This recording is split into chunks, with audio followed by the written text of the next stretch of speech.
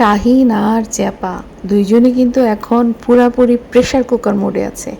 চ্যাপার আচরণ দেখলে মনে হচ্ছে যে সে নিজের ইমোশন কন্ট্রোল করতে পারছে না, কিন্তু তাই বলে দর্শকদের সামনে তারপর সোশ্যাল মিডিয়ায় যা খুশি তাই করতে পারে না। তার স্বামী মাদকখোর, তার স্বামী নেশাখোর, তার স্বামী চোর, তার স্বামী চালবাজ, যাই হোক না কেন, দুনিয়ার সেরা বাটপারই হোক, দিন শেষে কিন্তু ওই চ্যাপার এই মানুষটাকে ছাড়া এক কদম চলার মুরদ নেই। 2 বাচ্চা নিয়ে একা তাকে বাড়িতে আসতে হয়েছে বলে সে যেভাবে করে তার চেহারাটা পোড়া বেগুনের মতো করে রেখেছিল, তাতে কি বোঝা যাচ্ছিল না যে চ্যাপা কিন্তু বাদাইম্মা ছাড়া এক কদম আগাতে পারছে না? তাহলে এই যে ওর তো বোঝা উচিত ছিল যে এই জিনিসটা করাও ঠিক হয় নাই। একদম ভরা মজলিসে সবার সামনে স্বামীকে জুতাটা মারল।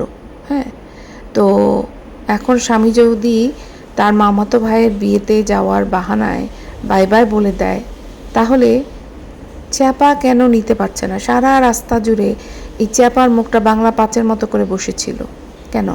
কামড়াতে পারবে, তারপর হচ্ছে কামড়ানোর পরে যে অন্য ব্যক্তির রিয়াকশনশিপ সেটা সে নিতে কেন পারছে না, তাই না? আমার এগুলো নিয়ে অবশ্যই কথা বলবো। আর যেটা বলবো যে আজকে মিম, সাবিনা আর তিশাকে নিয়ে অবশ্যই বলার চেষ্টা করব। ওদের অনেক বড় বড় ভাষণ, অনেক বড় বড় মিথ্যা, 3 বোনই যে চরম মিথ্যাবাদী সেটা কিন্তু তারা আবার প্রমাণ করে দিল। তো আসসালামু আলাইকুম প্রিয় আপু ভাইয়েরা, আশা করি আপনারা সবাই অনেক ভালো আছেন, যেখানেই আছেন নিরাপদে আছেন। আমি একটু সবার কাছ থেকে পিছিয়ে, আমি ভিডিও দেখতে পাচ্ছি না, আর যেহেতু ভিডিও দেখতে পাচ্ছি না আমি ভিডিও বানাতে পারছি না। তো যতটুকু পারছি আপনারা যারা দেখছেন তাদের কাছে অবশ্যই কৃতজ্ঞ, কারণ আমি একটা জিনিস বলার পর যদি আপনাদের ভালো লাগে সেটাই হচ্ছে সার্থকতা। তো চলেন শুরু করি। শাহিন ভাদাইম্মার কিন্তু এখন ভয় ডর চলে গেছে। এতদিন যেমন বউয়ের ভয়ে সে কিন্তু একদম কাচুমাচু করেছিল, কিন্তু এই যে এই প্রোগ্রামে গেল আপনার তাবিয়ার প্রোগ্রাম বা তানজিলার ছেলের যে জন্মদিনে গেল, এখানে যাওয়ার পরে দেখলাম আমি ভাদাইম্মা কিন্তু একটু অন্য একটা রূপ। ভাদাইম্মা কিন্তু বউকে কেয়ার করছে না। আগে যেমন একটা ভয় ছিল বউয়ের, সেই ভয়টা কিন্তু চলে গেছে। যে কুকুরের লেজ যেমন বেশি নাড়ালে কেটে ফেলতে হয়, ওর স্বামীও বুঝে গেছে যে এই সাইকোর সাথে তেরামি করে লাভ নাই। হ্যাঁ, তো দেখেন, চ্যাপা ভেবেছিল জুতা মারলে ওর স্বামী ওর পায়ে ধরবে, আর স্বামী দেখেন এখন বিয়ে খেতে চলে গেছে একা। আর ওর স্বামী যে যাবে সেটা কিন্তু 2 দিন আগের একটা ভিডিওতে বলেছে। আমি অনেক সময় ভুলে যাই, এত বড় হয়ে যায় ভিডিওটা বলতে বলতে।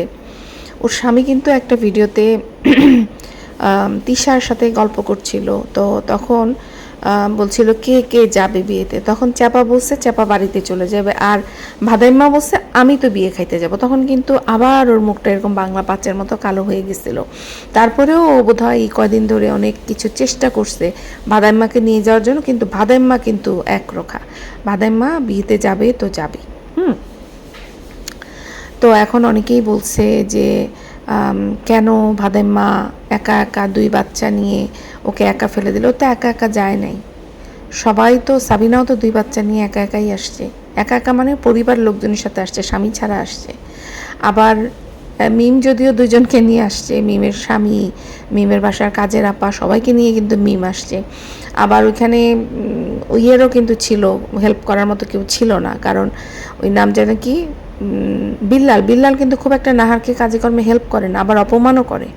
এই লোকটা একটা অসুস্থ লোক, চিন্তা করেন, কিন্তু তার বউয়ের প্রতি তার যে আচরণ সেটা কিন্তু একদমই মানানসই না। একটা মেয়ে তার সঙ্গে থাকতেছে, এই মেয়ের যদি মোটামুটি ধরেন একটা পা রাখার জায়গা থাকতো, আপনাদের কাছে মনে হয় যে এই বিল্লু নাপিতের সাথে থাকতো? কখনোই থাকতো না।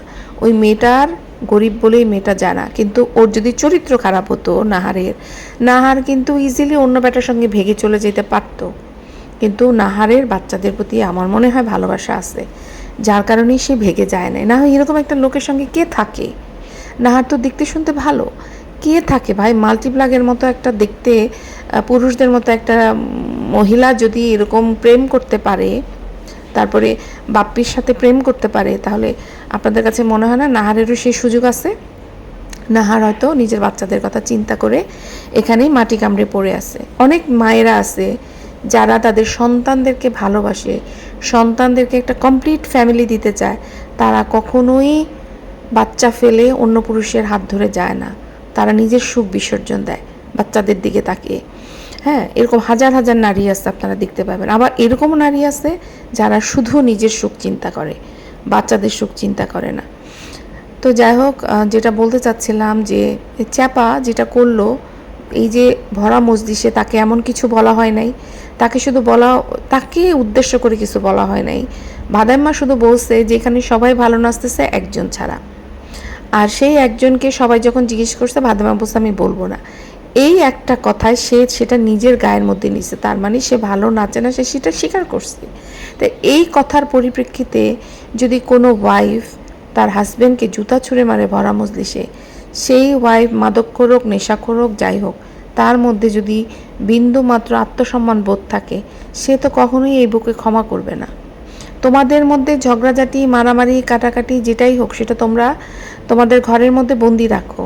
আর এই একটা জিনিস যেটা তেমন কিছুই বলে নাই, সেটার জন্য জুতা ছুঁড়ে মারা, মানে তার হয়তো রাগ অন্য কিছু নিয়ে, বাট এখানে সে রাগ দেখানোর কোনো মানে হয় না। এবং আমি শিওর যে পরিবারের কেউ চ্যাপাকে একটা কথা বলার সাহস পাবে না, কারণ তার ভাই চোর, তার ভাই নেশাখোর, ঠিক আছে, যার কারণে চ্যাপাকে ওরা এক কথা বলার সাহস পাবে না।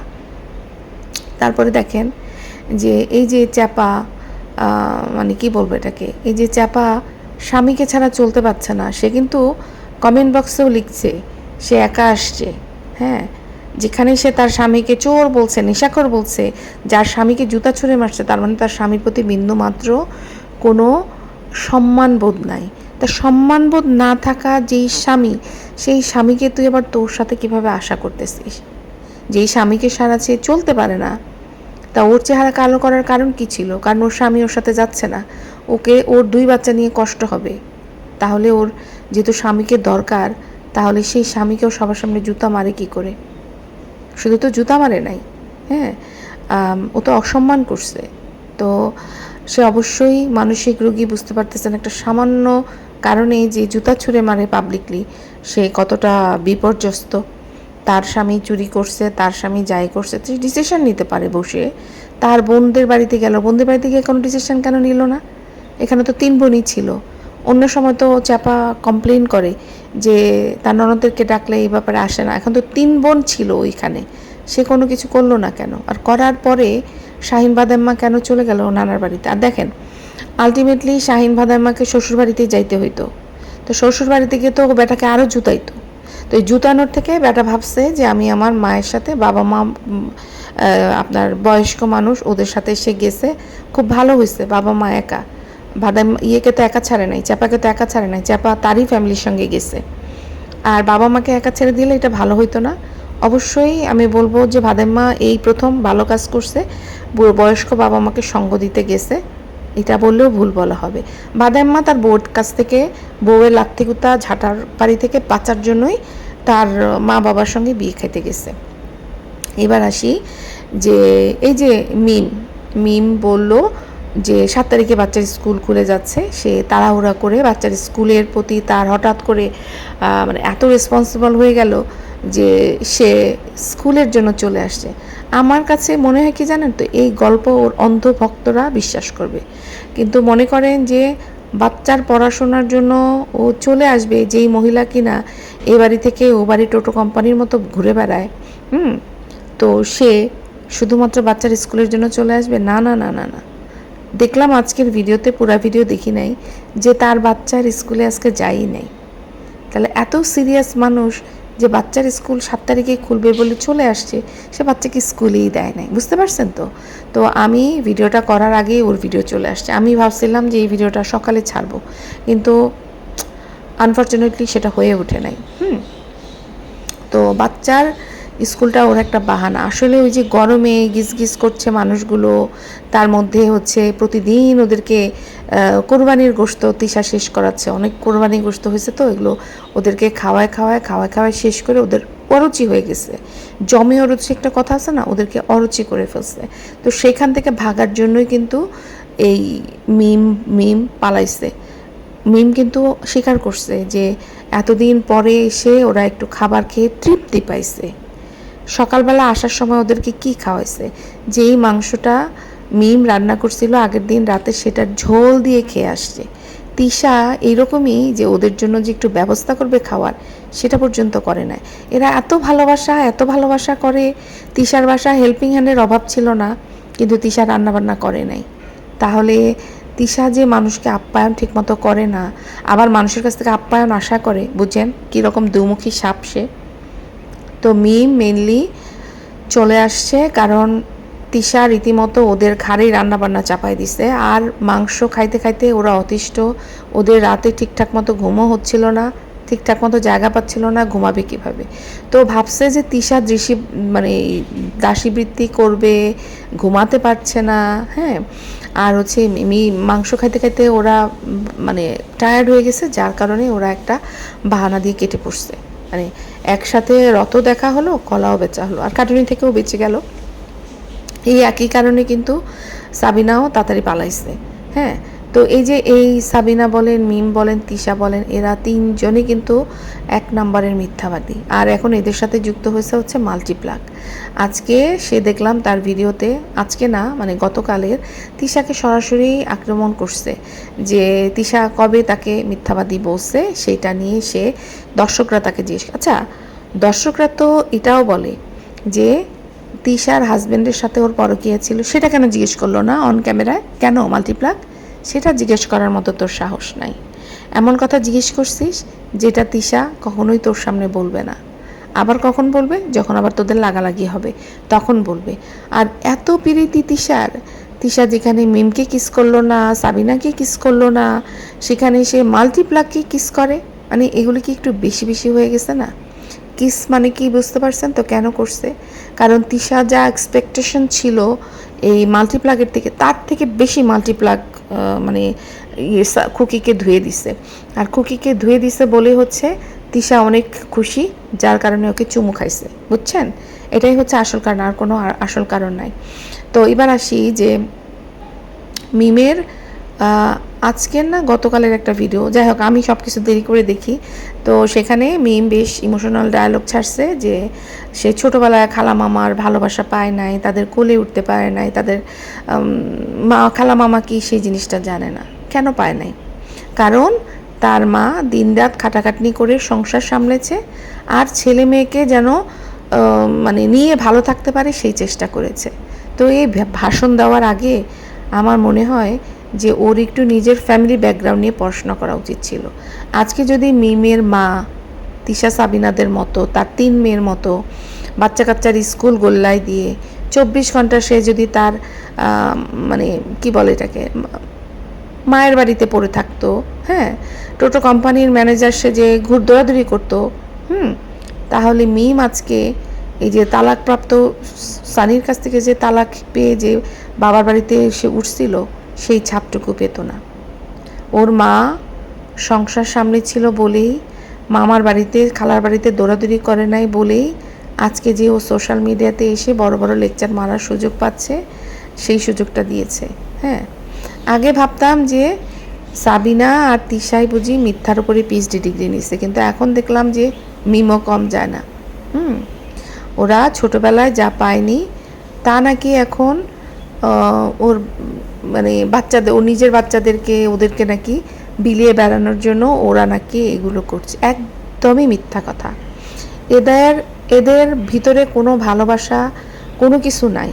এরা শুধুমাত্র ক্যামেরা, কন্টেন্ট, টাকার জন্য সব কিছু করে। আমরা কি অন্ধ? আমরা কি দেখি না ওরা খালা হিসাবে কতটুকু ভালো, ফুফু হিসাবে ওরা কতটুকু যোগ্য?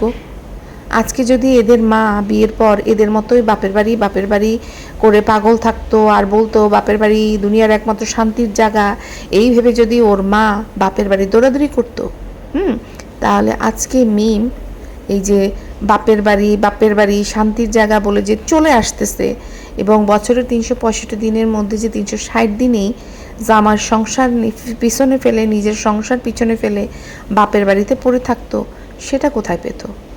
এদের মা সংসারটা ধরে রেখেছিল, কোহিনূর বেগম সংসারটা ধরে রেখেছিল বলেই আজকে এরা বাপের বাড়িতে এসে পায়ের উপরে পা তুলে খেতে পারতেছে আর বলতে পারতেছে বাবার বাড়ি শান্তির জায়গা।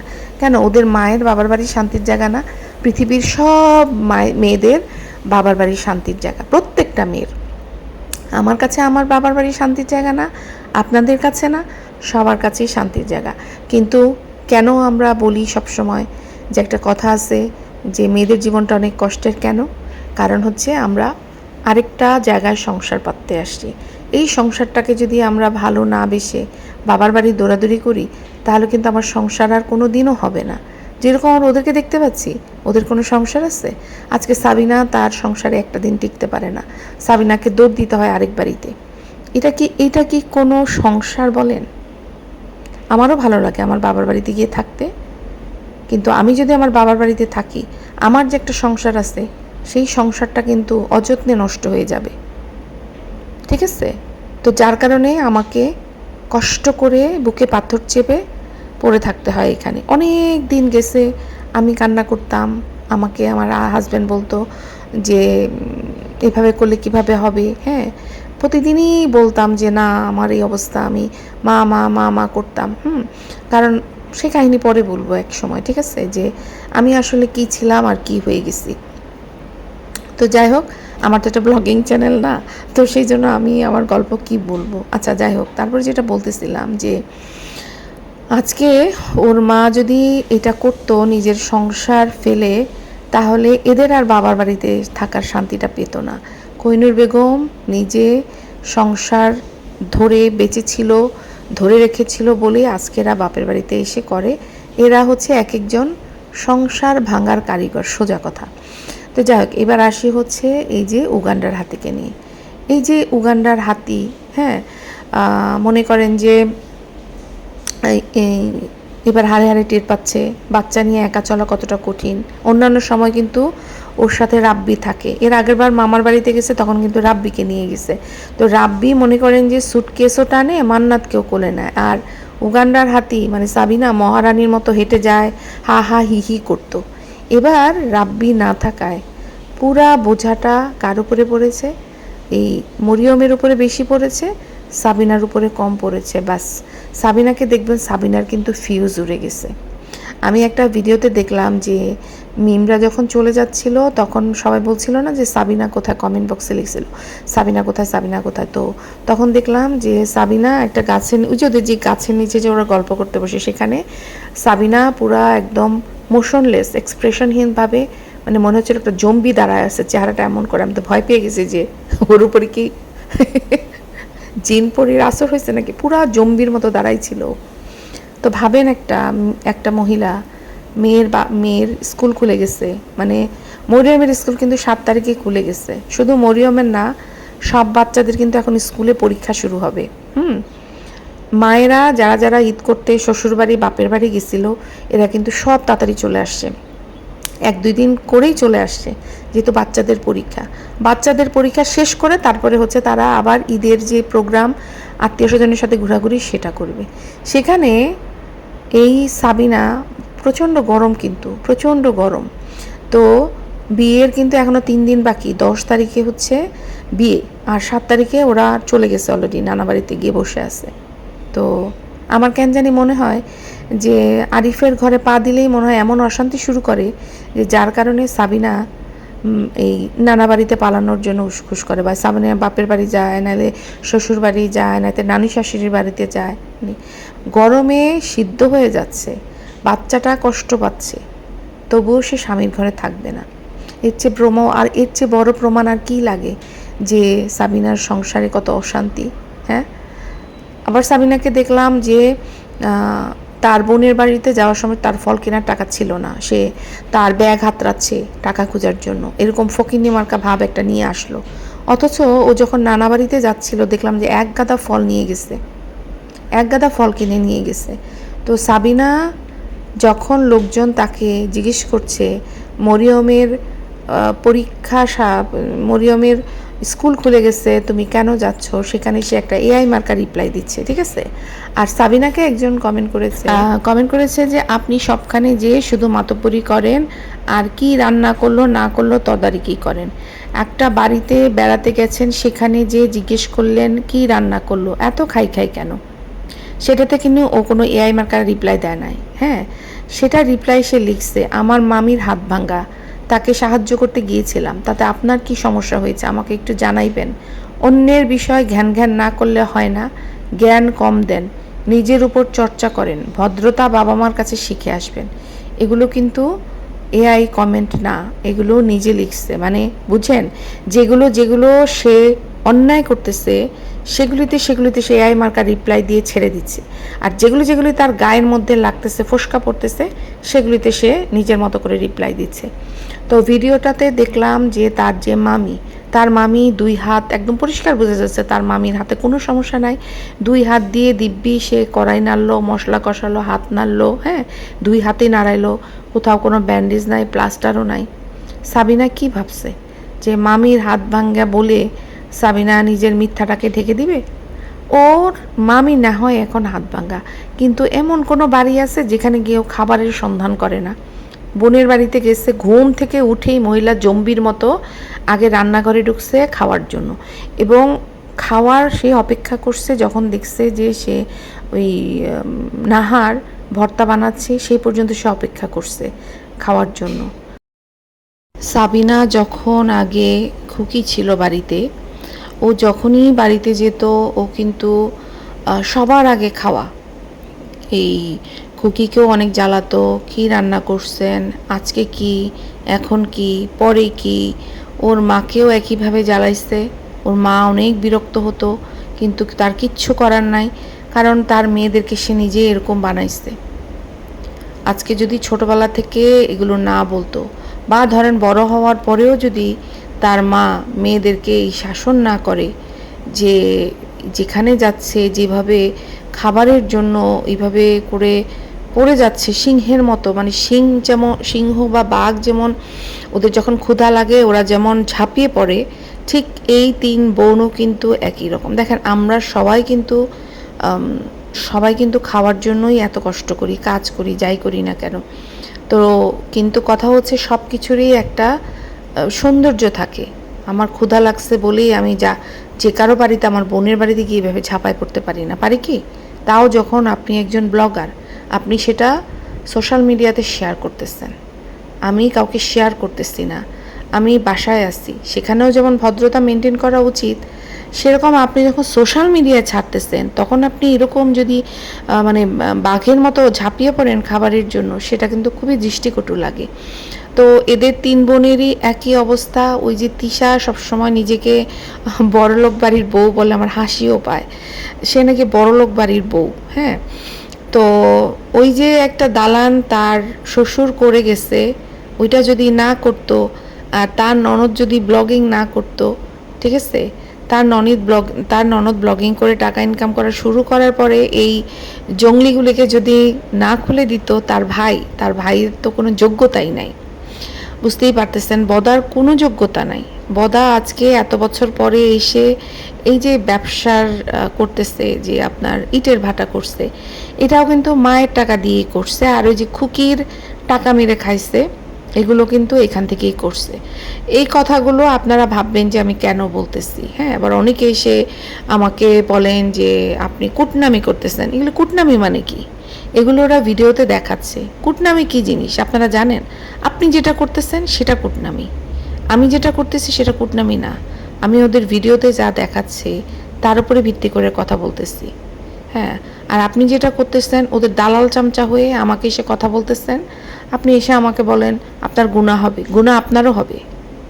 আপনি অন্যের হয়ে আমাকে যখন 10টা কটু কথা বলবেন আপনারও সেম গুনাহ হবে। তো এইসব কথা বলতে আসেন না।